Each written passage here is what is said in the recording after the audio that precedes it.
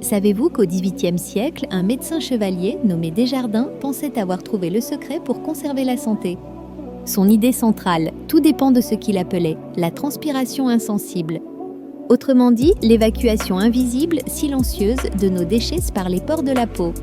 Les fonctions vitales selon Desjardins.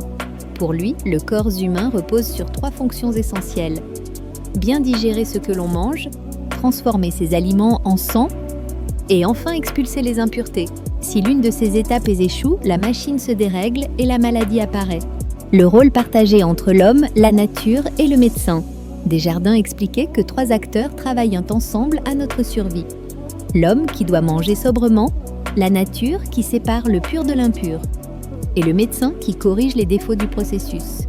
Et selon lui, le rôle principal du médecin est d'aider la nature à bien cuire et à bien expulser. Les 3 coctions. Il décrit 3 étapes de cuisson ou de transformation. La première, dans l'estomac, la digestion qui sépare le chyle nourricier des déchets.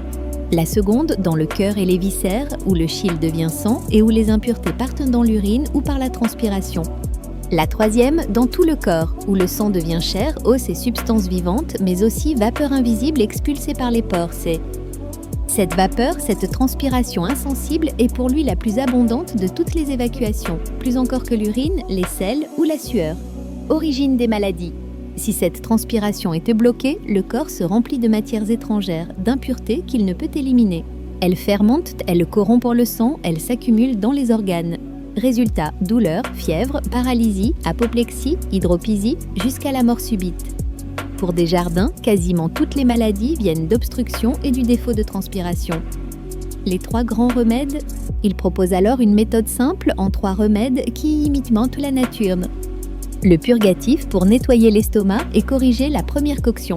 Le cordial transpiratif pour fortifier le cœur, multiplier les esprits vitaux et entretenir la transpiration insensible. Le sudorifique pour provoquer une sueur douce et prolongée, capable d'expulser les impuretés les plus profondes. Ces 3 préparations doivent agir sans violence, sans brûler ni épuiser le malade, mais en soutenant les forces naturelles, facteurs qui favorisent ou bloquent la transpiration. Desjardins insiste aussi sur l'hygiène de vie. Certains aliments comme le pain, le vin, la viande maigre, les légumes légers ou les épices stimulent la transpiration. D'autres, comme l'eau froide, le porc, les poissons gras, les champignons ou le fromage l'entravent. Le climat, l'exercice, le sommeil, les émotions influencent aussi ce processus vital. La joie, l'espoir et la consolation ouvrent les pores. La peur, la tristesse et le chagrin les resserrent et préparent sur la maladie. Un système médical complet.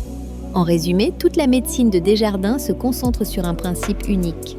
Aider la nature à expulser l'impur, surtout par la transpiration insensible. C'est en purifiant les humeurs, en maintenant les pores ouverts, en évitant les obstructions que l'on pouvait selon lui prolonger la vie et rester en santé. Conclusion. Aujourd'hui, ce système peut paraître dépassé à l'ère de la médecine moderne. Mais il témoigne d'une époque où l'on cherchait à expliquer le corps comme une grande machine, rythmée par la digestion, la cuisson interne et l'élimination invisible. Le chevalier Desjardins y voyait la clé de la santé et de la longévité. Préserver cette mystérieuse respiration de la peau, cette transpiration insensible que nous continuons encore à étudier, mais avec d'autres outils.